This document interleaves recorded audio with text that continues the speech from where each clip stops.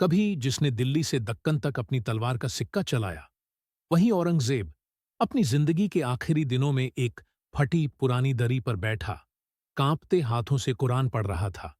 उसे एहसास हो गया था वो साम्राज्य जिसे उसने खून और जुल्म से बनाया अब ढहने वाला है।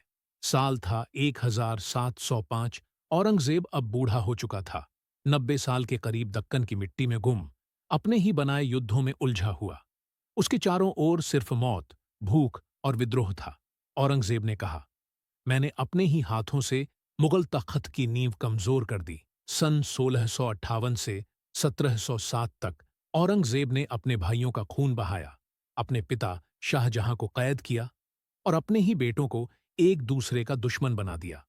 उसकी कठोर नीतियों ने राजपूतों, मराठों, सिखों सबको उसके खिलाफ खड़ा कर दिया।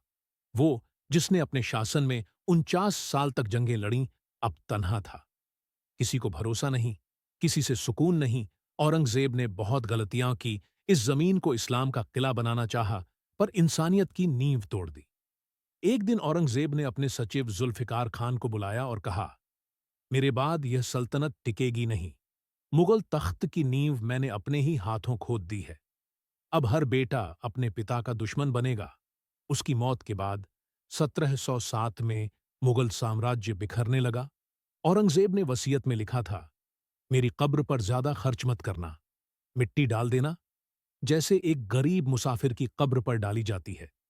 कभी जिस बादशाह के दरबार में हजारों दीवाने गूंजते थे, वो औरंगजेब बिना ताज, बिना शान, बिना साम्राज्य के चला गया। शायद उसे आखिरी वक्त में एहसास हुआ था, साम्राज्य तलवार से नहीं, इंसाफ और मोहब्बत से टिकते हैं। और वही दिन था जब मुगल साम्राज्य का पतन औरंगजेब की जुबान से ही शुरू हो गया था।